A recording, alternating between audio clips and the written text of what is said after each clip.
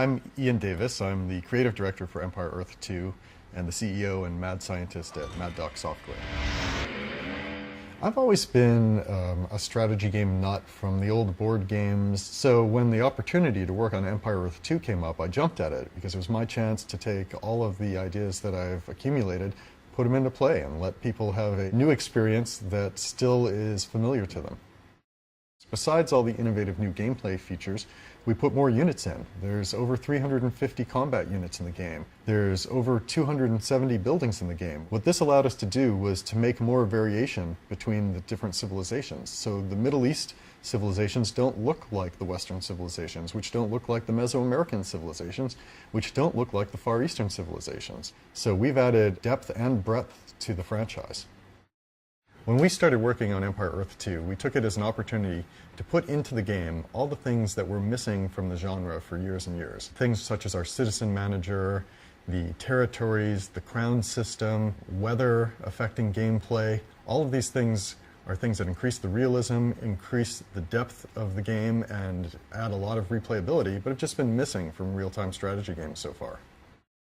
We made every map get divided up into territories, and you need to expand in order to build your empire. In Empire Earth 2, we decided to take that feeling of, oh, I'm the best economically, or I'm the best militarily, and make it part of the gameplay as you're going along. So if you have the best success militarily at that point in the game, you'll win the military crown. You also can get the economic crown. And there's a third crown, the imperial crown. Each of these crowns has their own powers, and they balance each other out. First, we have 9 different modes of multiplayer: territory control, King of the Hill, hotspots, as well as your traditional conquest and regicide type games.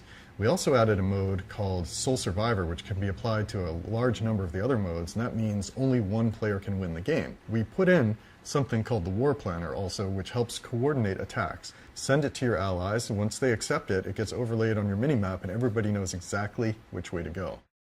I've worked on almost a dozen real-time strategy games. My background in artificial intelligence makes me uniquely qualified to create a game where the AI is going to give you challenge after challenge after challenge and keep your replayability high.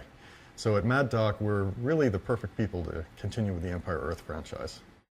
So we have 3 different campaigns. The Korean campaign, for example, spans from the very beginning of Korea as a nation up to the point where it first really established independence from China. Then we have the German campaign, which spans the Middle Ages, starting from the Teutonic Knights and going up through the 1800s. And finally, we have the American campaign, which goes from Teddy Roosevelt's time up to the time that nuclear-powered Hercs wander the streets of Washington, D.C. A typical day for me changes over the course of a project. Once the project starts, my day consists of a lot of design document writing, and then we end up having sessions of playing competing games in order to see what features work, what don't, what the shortcomings are. So my days now consist of getting in, playing a skirmish game against the AI to make sure the AI can still kick my ass. Then I'll play a game from the single-player campaign, and my afternoon will consist of playing multiplayer games where we work on the balance of the game. But what we found is that with all the different features we have here, there's really a challenge every time I go out there. Rated T for Teen.